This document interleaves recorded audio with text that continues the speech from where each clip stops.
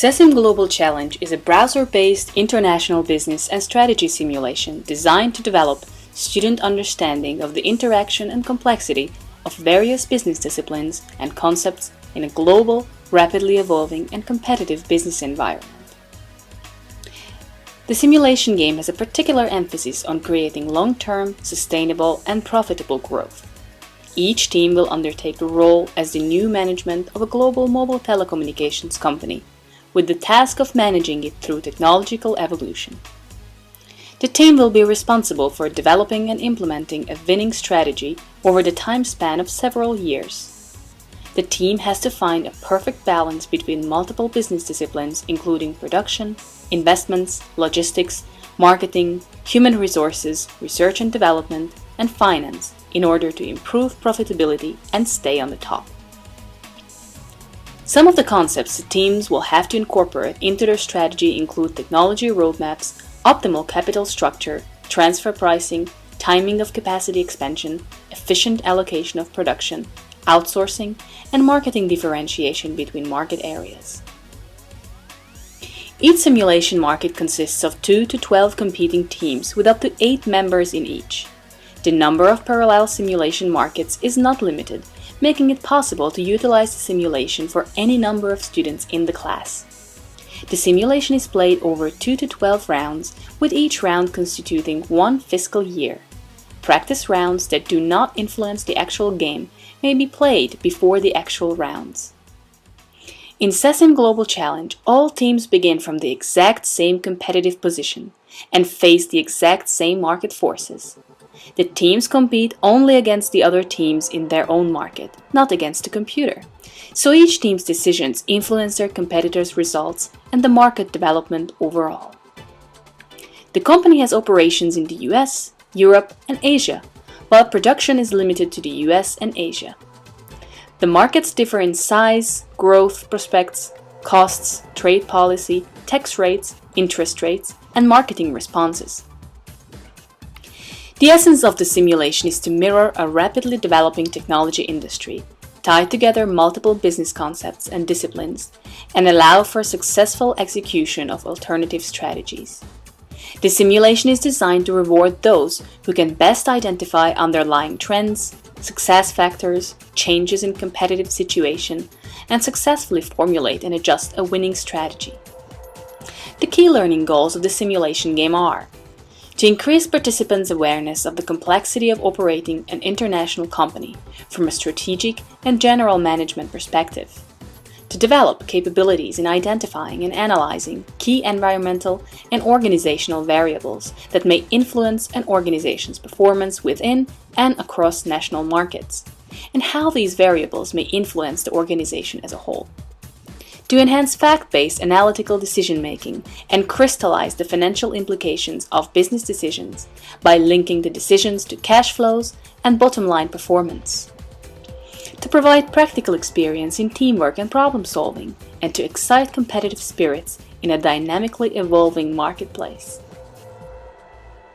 The SESIM Global Challenge user interface is structured as follows. The homepage has general information about the course and team, plus upcoming deadlines and some basic information about the course. All decisions are made under the Decisions section, and results become available in this area immediately after each deadline, and are available to download as an Excel file. Previous rounds' results remain visible throughout the course of the game. The simulation schedule is available on this page. The schedule page presents the deadlines for registration and also the actual rounds. These deadlines are set by the instructor and can be modified during the simulation if needed. Teams and team members in your market can be viewed here. Teams can change their company name, create a slogan, enter a description, and embed a video if they wish. There are 2 separate discussion forums built into the simulation, one for the whole course and one for each individual team. Any posts in the team forum are visible only to members of that team. Readings contains decision-making instructions and a case description. The instructor can also make course materials available through this section. The decision-making instructions cover all the available decisions in the simulation and some of the key issues to be considered, while the case description gives some additional information on the current competitive situation and potential market trends. This is a good starting point for the simulation. After reading the decision-making guide and case description, the students should read the market outlook in order to take into account general economic and industry trends. Having familiarized oneself with the relevant course materials, competitive position, and the likely development of key trends, it is time to proceed with the actual decision-making. A key strategic challenge that the teams face is to direct the company through a process of technological evolution. There are 4 technologies that emerge at different speeds in different markets. Here, we can see the timeline for the introduction of these new technologies. Throughout the simulation, teams must make decisions regarding the timing of product launches based on these technologies.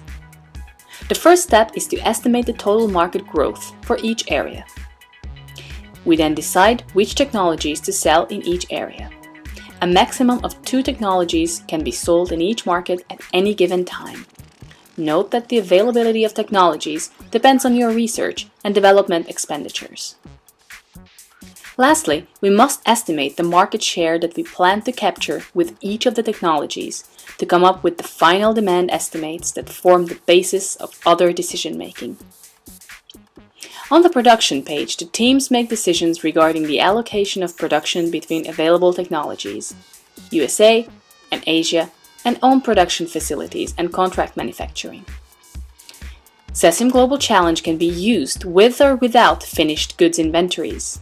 In case the inventories are not enabled, and you overestimate your demand and make too high production decisions, the production will be reduced automatically to match the demand. There is an additional cost if production needs to be adjusted during the round. Note that your production will not be increased if your demand turns to be higher than estimated. In that situation, you will have lost sales. Other key issues in production include the effect capacity utilization has on production costs and the learning curve of in-house production. Depending on your course, finished goods inventory may or may not be available. If they are available, the details are presented on the inventory page. Inventory management does not require any active input from the student. USA and Asia production facilities have their own inventories, and products are never shipped between the areas unless there is market demand. The inventory values fluctuate as a result of production decisions and sales outcomes, but careful production planning and sales estimation is still important as inventories incur management costs and possibly needlessly tie up capital. All products in inventory are carried at their original production costs. Oldest products are sold first, and there is no depreciation of inventory. On the investments page, teams can make decisions to expand their own production capacity to facilitate the growth of their company. Production capacity can be expanded in both USA and Asia by investing in new production plants. These investments take 2 rounds to finish, which means that if you invest in one on the first round, you will have more production capacity on the third round. The cash payments, on the other hand, are always settled on the round following the investment decision. When you make a plant investment, you are committing a substantial amount of money into a long-term investment. You need to make sure that you can pay for the investment with the revenue that you are making from it. Just like inventory, human resources decisions may or may not be available on your course. The HR function in Global Challenge is tied to the research and development and provide an alternative way of carrying out the technological evolution of products. The human resources function consists of 3 decisions: number of employees this round, monthly salary, and monthly training budget. The number of employees is definite, and you can always have the amount of workforce you wish provided that your salary level is high enough. You can also lay off all employees if you choose. Costs from human resources include salary, training, recruitment, layoff, and other R&D costs. All of these items are included in research and development costs on the income statement. Key issues to consider in human resources include employee turnover and efficiency. Salary, training, success of the company, and good use of employees' time all affect the employee turnover rate, while higher salary through ability to attract talent, cumulative training expenditures, and low turnover all support higher level of employee efficiency. On the R&D page, teams can invest in in-house product development and buy technology licenses if they wish. Own R&D has a one-period delay before the technologies and features become available for production. License purchases, on the other hand, are available immediately. They are both substitutable and complementary ways of building competence, which means that you can first invest to your own R&D, then decide to buy a license, and then improve the technology further by your own R&D again. You can use any combination of the two to reach the desired level of technologies and handset features.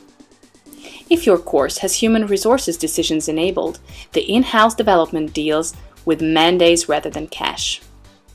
The development will work the same way as with cash, but in this case, you have to synchronize your product development decisions with your human resources decisions.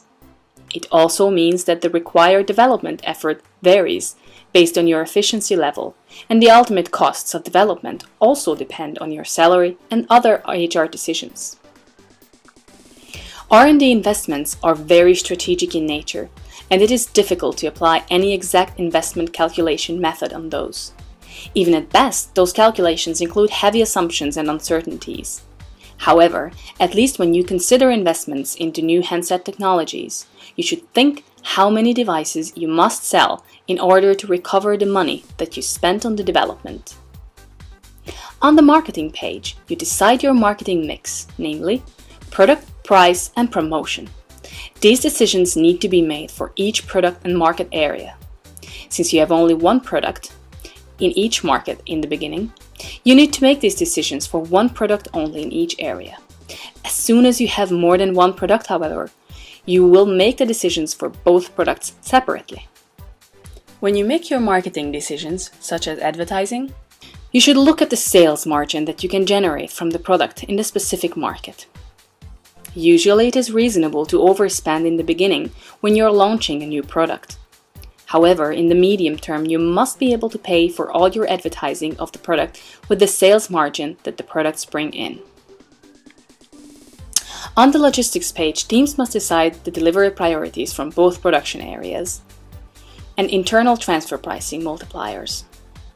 The delivery priority decision is only relevant if your global supply is not enough to fully satisfy your global demand. In that case, the supply runs first out from the third delivery destination. When you set the delivery priorities, you should attempt to maximize your total margin from the products. This can be achieved by prioritizing those markets where unit margins are the highest.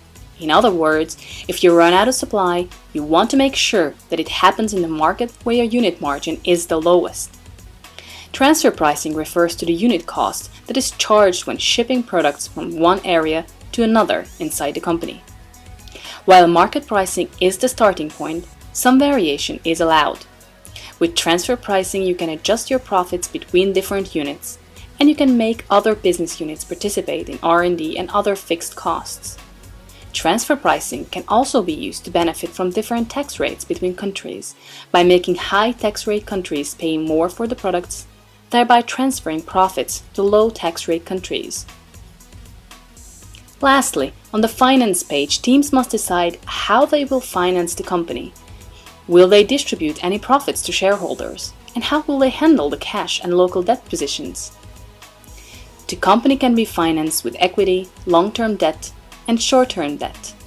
Short-term debt is more expensive than long-term debt, and if the company faces a shortfall of financing, the system will automatically raise new short-term debt to cover the shortfall. Accurate forecasts help minimize the short-term debt used. Equity, on the other hand, is always the most expensive source of financing, but it lowers the risks associated with bankruptcy. Often, the ideal capital structure includes approximately 50% of equity, as this minimizes the weighted average cost of capital and thus maximizes the value of the company. Profits can be distributed to shareholders as dividends or share buybacks. Often companies tend to strive towards steady dividends that do not fluctuate over the years, and if there is a need to distribute more profits to shareholders, then share buybacks programs are utilized. Throughout the decision-making interface, participants have access to an anchor menu providing continuously updated figures based on the decisions and estimates made so far. The anchor menu consists of profit and loss statements and balance sheets for the whole group and each area separately, as well as key financial ratios and parameters.